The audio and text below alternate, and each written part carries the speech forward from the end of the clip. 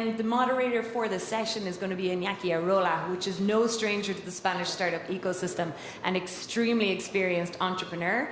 Iñaki is originally founder and CEO of Coches.com, and his experience dates back to 2003 in the internet era, kicking ass in the area of e-commerce and changing models in how people are using and buying and selling cars. And of course, now leading the front at K-Fund, which is a brand new early stage venture capital firm based out of here in Madrid with 50 million under management, and they're making some really exciting investments in the early stage and in the mid-term place. And so we're delighted to have them with us as well, facilitating the conversation. And it's amazing to have Mutra Madrileña here, right? I mean, this is really what South Summit is all about. It's like, how can you connect with the entrepreneurial ecosystem and these disruptors and these innovators and combine the technologies that they're creating with the more traditional markets, you know? I mean, this is really why a lot of the South Summit partners are here rethinking their business. How can we digitize? How can we transform our service offering to our customer base, and particularly leveraging the innovations that are now emerging in the area of insurtech? So we're super excited as well to have Mutra Madrileña with us. And a very interesting new insurtech startup is also participating on this panel called Broccoli. And Broccoli is an amazing solution that helps you manage all your insurance accounts and claims from your mobile app. How simple is that? Anybody been through an insurance claim? Well, when I was living in Ireland, our house went on fire, and then we had a flood. And next we were just waiting for the plague, right? From the Old Testament to the Bible, we thought the whole house was going to come down. And insurance claims are a bit of a nightmare. At the end of the day, you want to give your customer a good user experience, and it can be a nightmare trying to get your insurance claims, but Broccoli are trying to change all that. And they have an extremely experienced CEO and co-founder in Marcos, who spent the last 10 years in telecoms and venture capital. So he's come now from the dark side of venture capital to the bright side of entrepreneurship, let's say. So really experienced team leading that new innovation. And then, of course, we have Cover Wallet. Cover Wallet are kicking ass in terms of what they're doing in the insurtech space. And this is a tech startup reinventing insurance for small business. The company launched in 2015 and has HQ, their headquarters in New York. They've already raised $12 million from absolute top tier VCs like Union Square and Index. So really excited to hear about how those guys are getting on. And I think they're all pretty much ready to go at this point. So without further ado, I'd like to introduce the insurtech panel. We're thinking of how to rethink the entire insurance industry, led by Iñaki Arola, who's going to moderate the session. Thanks, guys. Let's go. Gracias, Iñaki. Ya vamos, ya pasamos todo. Yep. Hi all. Grab a seat.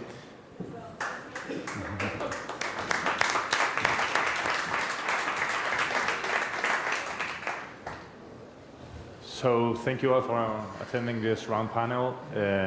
Liz made a fantastic job telling you who we are, what we do at our companies. And so I'm not going to intro my colleagues, actually. We're going to really have an interesting opportunity to speak to different sides of the table.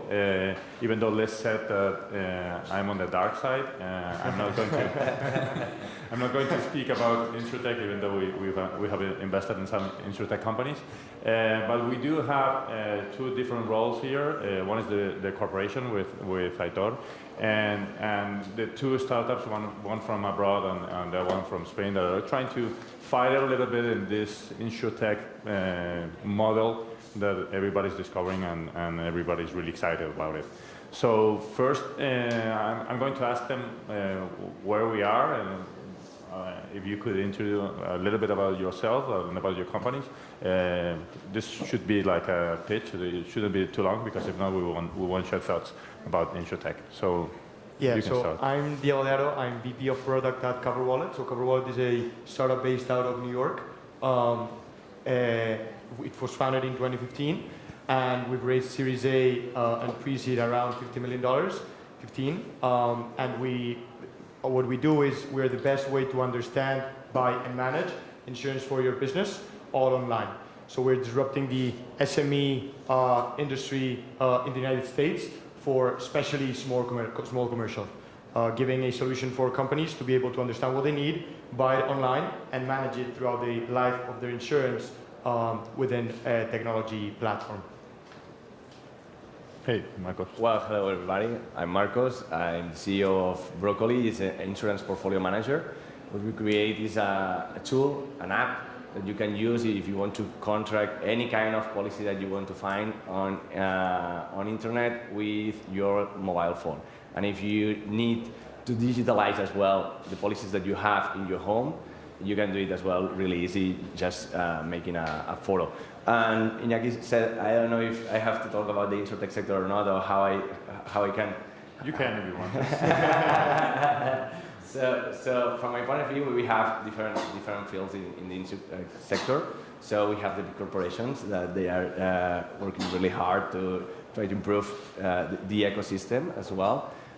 We have the infrastructure. I think that we have to, all of us, all the players in the ecosystem have to create the strongest infrastructure just in order to allow all the technologies that we are creating to connect faster and easiest. Yesterday I was in a conference here in same room. They were talking about the blockchain. So all these technologies will help the insurtech ecosystem. And as well, we have all the compliance that all of us we have to try to change step by step, because we have a lot of things that we have to move on in this field. And and the last one is the startups. So all the startups that we have in the ecosystem, we have to work together. So you are in the B2B sector, I'm in the B2C sector. So we have to work together as well with the great corporations, because I think that we have a lot of things to do in this ecosystem. So we are in the beginning of the ecosystem. I don't know if you read the insurtech memory of the 2016. So we are at the beginning of the path. So if you want to join us, I think that we can create the strongest ecosystem really, really fast here in Spain and Europe as well, and in the world. Go ahead. I thought it's nice to have a corporation because sometimes I feel like that corporations could think that some of these people are crazy or not, and I thought it would tell us. Yeah, sure. So I'm Aitor Redosa. I'm the Chief Digital and now Innovation Officer of Mutua Madrileña. I'm responsible for digital transformation and also all the innovation things that we are doing. We are trying to disrupt the industry, but from the inside of the industry.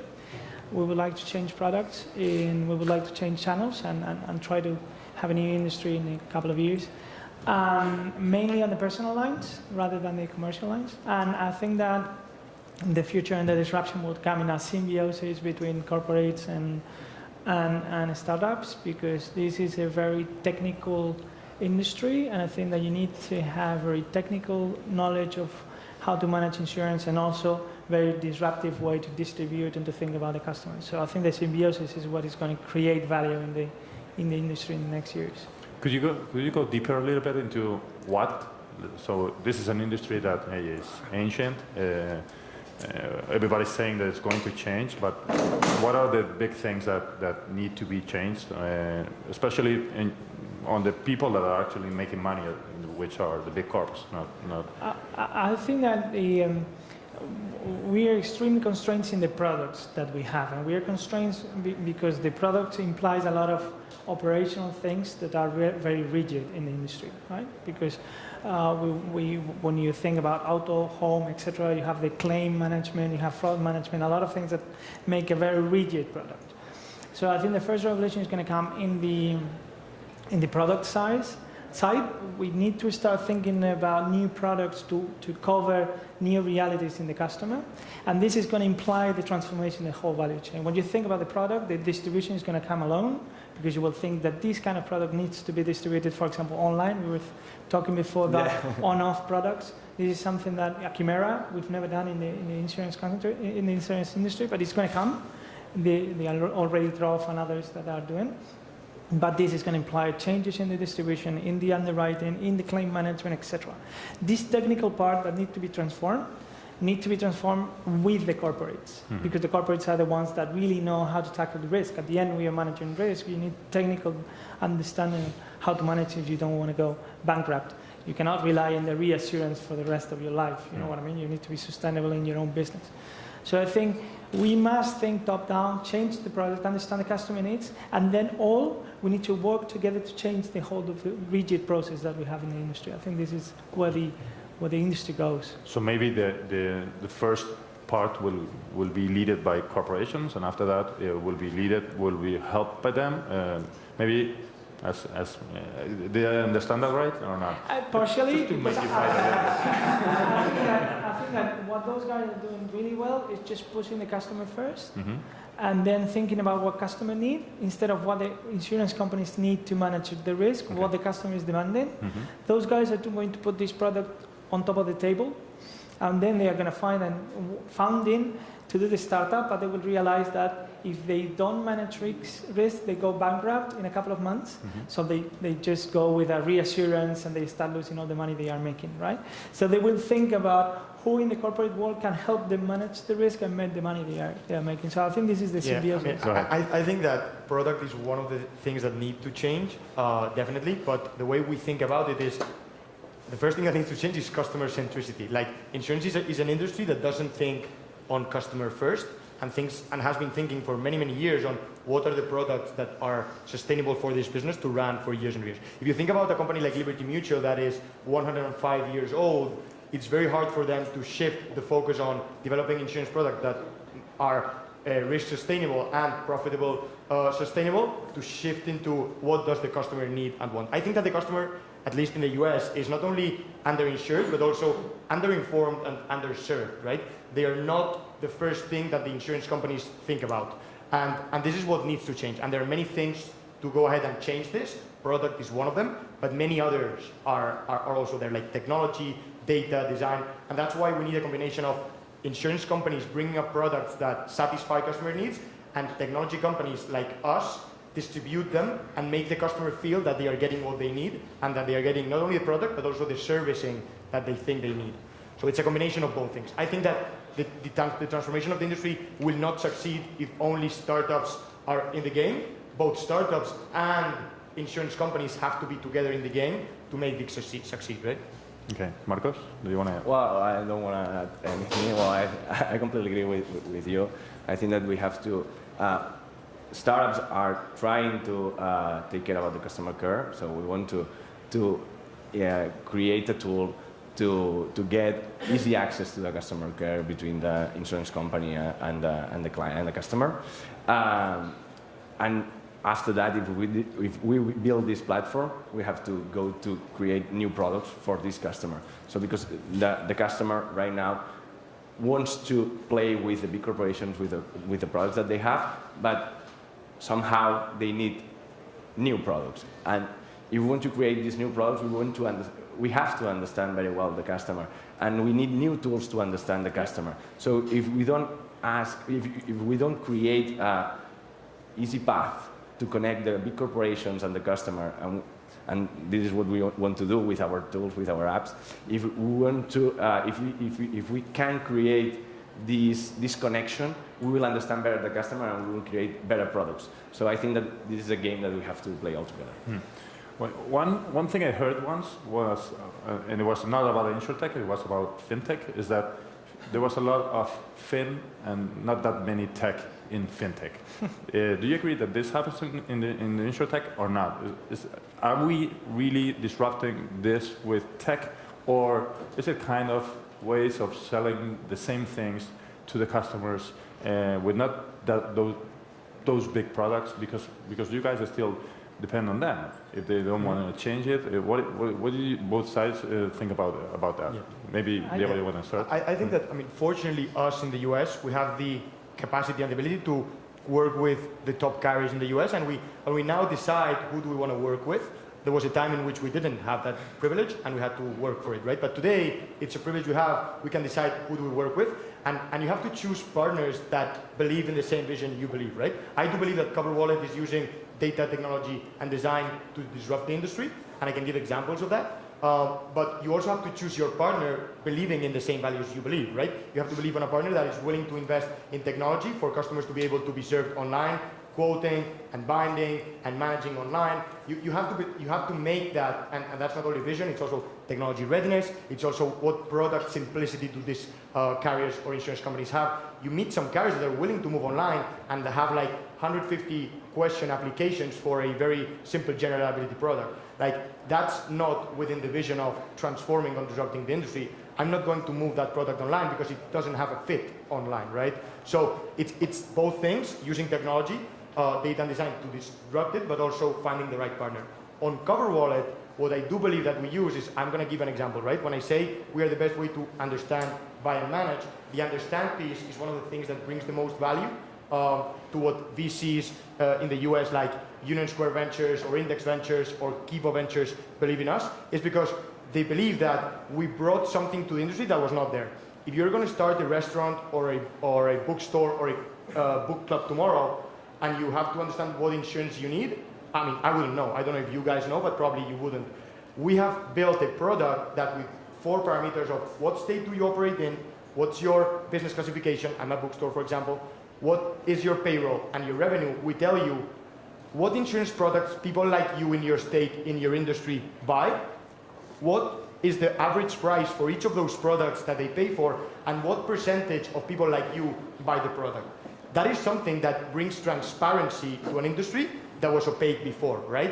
You get advice from people that you may trust or not, but the data we give you is transparent. It's just facts, and you can interpret the facts however you want, but that is how we use technology to start disrupting the industry. It's an example. I thought it was moving his head, so he's not there. If I think about disruption, I think about Amazon. Amazon is disrupted because of the front page, but it's disrupted because of the way it manages operations. Right. This is not happening in the insurance company, in the insurance industry. I mean, InsurTech is about, I fully agree, we are changing the channels in which I distribute. We are saying we know better, but we are fighting, remember, you are not fighting against direct players like Mutua, you are fighting against agents. Mm-hmm. They don't have such information, but they know the customer. Has been talking to the customers every month. He's willing the customer to change the company every year. He's always finding the best price for the customer. So they give good advices. So I think distribution is going to obviously going to improve the service to the customer, but it's not going to make a big change in how customers relate to the insurance company. I think that we need to blow everything up and thinking about different things in the whole value chain. And this is, I agree that you still rely on your carriers to do all what you want them to do. Because, for example, if you have the 3 or 4 main carriers not changing the 150 questions, you are done. Yeah. You need to ask 150 questions because you cannot assume the risk of not asking that. If your carrier says that a claim is 3 weeks dot, you're done. 3 weeks. You cannot change the way the customer feels with that. So I think that distribution is very important because, I mean, gives a sense of urgency and sense of what. But I think technology is not in the companies. They are not very well prepared. And you guys are working with carriers that are old-fashioned. Of course. Then sure. when you are going to serve the customer, you're going to rely on the customer experience with those customers. Mm-hmm. Trof is changing the way you relate to They bought the license.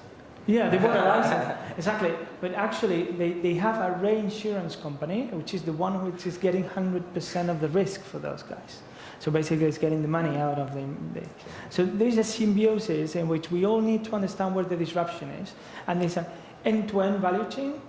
If we don't tackle all the parts, disruption is going to be only partial, a lot of in and less tech. Mm-hmm. And I think this is something that is not happening now. It's happening what it should happen, is you guys doing your work alone, which is what you should do, what I would do in your case. But now is the time to trying to put everything in the same boat. Yeah. And to that point, I think it's important to get a commitment from carriers that they believe in the model. The way we find commitment is investment, right? Investment is one of the ways. So CV Star, is managed by Mr. Hank Greenberg. Probably you all know who Hank Greenberg is. He was the CEO of AIG for 40 years. He now runs CV Star, and they've invested in CoverWallet. So we work together physically and mentally on how to disrupt the industry, right? What things need to happen on the carrier side and what things need to happen on the technology side for both things to come together and disrupt what we think should be disrupted. So I agree with what Aitor is saying. We are completely dependent on the carriers. I also think the carriers know that the time is coming and that they need to change. So both have an urgency of finding that match and getting together to disrupt what needs to be changed. And a key point is that you don't have to blow all the ecosystem to create new technology. It means if you create a platform that allows you to sell policies just in time, you are creating technology as well. If you create a platform that allows you to manage a claim with an app, you are creating technology as well. If you create a tool that allows you to speak with a chat with technology, with chatbot technology, and allows you to use this chatbot as well to create a chat or a channel to talk with the insurance companies or with the brokers to help your customers, you are creating technology as well. So we don't have to create a platform end-to-end, both a license and create an app to talk with your customer end-to-end. If you want to create technology, we can build this ecosystem with the small parts of the puzzle. Today I need to be on his side, maybe because we work 2 and 2, even though I'm investing at companies as yours. But if I was in his side, I would really doubt in what to do. Is, hey, these crazy guys that for the moment I don't need them, I can develop these things by myself. Maybe I don't have those tech guys that talented over there, but hey, we do have a lot of money, we do have the clients. Mutua Madrileña, for example, has not worked with lots of intermediaries or agents during his life. So how come? And there's another thing that also I would intro on this, is that they also have the regulators not on their side, but they're approved, and you guys also have this. So I would also want to add something into the conversation. Is what is the role of the regulators? What is the problem you actually have with that? And if you really think that we can disrupt the market with or without the regulators, what do we need from them or not? Maybe we will. If you want to add something on this point, and after that we'll go to the startups. We'll say that we can do everything. Our point of view is that the regulation is a big barrier to get into the insurance system. This is like in the fintech space. We are extremely regulated now with new capital regulations. I mean, if you grow in premiums, you have a big problem. So this is why I think that most of the successful ventures that is going to happen in a symbiosis of carriers and new models. And I think that you can try to build a new insurance company from scratch, but I don't think that this is where the disruption would be for those guys. It's not easy. It's not cherry picking for them. I think disruption is more getting these extensive experience of the companies and trying to help them be extremely competitive in different things.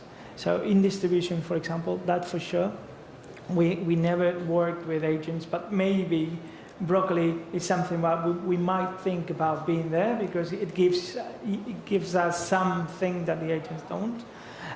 Maybe we find startups that help us optimize through big data, customer knowledge, etc., pricing and underwriting. This is something we would like to get into. It's not about fighting for the license. It's not fighting even for the client. It's getting the best of the two worlds to make the most out of it. I think there's plenty of opportunities for this synergy. And I think regulation is going to be there. It's not going to be easy to build up an insurance company from scratch. Okay. And this is the biggest stopper for you guys, I think. And let's go to the startup side, because you guys, when you build a startup, everybody says, oh yeah, what I want to do is disrupt the market, make a lot of money, whatever, but lots of startups want to be acquired by them. That could be a potential acquirer. Yeah. Why do you think they should buy you or not? Because again, if I was on his side, it would be like, these guys are tiny actually. Their multiples of valuation are absolutely crazy. I'm not changing everything in my company. So some ideas on that side, on the startup side, please. So, I mean, I can give you examples of things that have happened in the US, right? We have had offers of being acquired in the US and decided to pass, right? And the reason we decided to pass is because we think that the opportunity is greater than just an acquisition early stage. We want to do things as we thought they or think it should be done, right? And I think the opportunity is much, much, much bigger than a 20 million or a 50 million or 100 million acquisition. How are you proving that you're going to do something that will change the insurance company that buys you or the industry itself? So for us, what we do is help them and they help us to change the industry. And the way we do that is we have to split focus. A company that has been 100 years operating, which what they know is to underwrite risk, to understand what risk is worth writing and what risk is not worth writing, if you suddenly ask them to start doing that and a new whole world, which is moving online, centering on data, user experience, user interface, they can't afford moving as fast as the industry is asking them to move. And even if they can, they will reach later in the game. So they need the agility, the ability or the fast moving of companies like us. If I were them, I would look for that. What is the value add that they bring on top of my core business model, which, let's not forget, is underwriting risk, right? And then in terms of regulation, I think it really varies based on Europe or based on the US. In the US, there are barriers of regulation, and we're very aware of those. For example, a very, very important barrier is that states are regulated basically independently from one to the other. You can file a product that works for New York, and it may not work in Florida or California. You have to make sure that what you do is consistent with regulators for 52 states. That is a barrier, right? And when you want to do changes or when you want to operate as an agent or a broker in one of these states, is a license per state. So at the end of the day, you have to manage regulation, and it's not that I can do anything. You have to adapt to regulation and also explain to regulators why they should also try to adapt to what you're trying to do. So that is definitely something that we work on a daily basis with. Marcos? Well, I'm not going to talk about the exit options. Yeah, because you know the websites. You've been working on sure. It's true. But we were talking about the market share in the insurtech sector before. And you said 10%. I think it's 1% maybe. Yeah. So if we create an online broker in the Spanish ecosystem or in the Europe ecosystem, you have something that you can manage without selling. It's relevant. It's relevant. It's quite unique. As you know, we have some competitors abroad that they are voting, as you said, Trop. We have WeFox as well in German. So they vote the license. So they create an insurance company as well. So it's another option. It's another option. You have IPOs. You can sell the company to others. But I think that the important thing is that we are at the beginning of a great path. So I don't know if I'm going to sell the company to Lenya or not. You can talk about it. but it's, you have many options right now. Okay. We are kind of ending, so maybe Aitor wants to add something, or... No, I just wanted to add that I fully agree that this is something that can be bought by companies because it's useful, it's faster than us, intelligent than us, more customer experience. The way they distribute is sometimes smarter. And I still think that we need to put more disruption into the product to make the companies really transform themselves. If we sell the same products, it's just a distribution channel. Yeah, that would be a 1x, 2x times revenue, and that's it. That's it. But this is the key point. We have to create new products altogether. And we have to use this technology to understand what kind of products the customers will. We've been talking that maybe with the products we have today, the market share they can have is X. If we create new products that demand this kind of distribution, it can be 3 or 4X. Okay. So thank you all for attending this roundtable. We're pretty much done. Thank you, Diego. Thank you, Marcos and Aitor. And well, let's keep rocking and see you guys.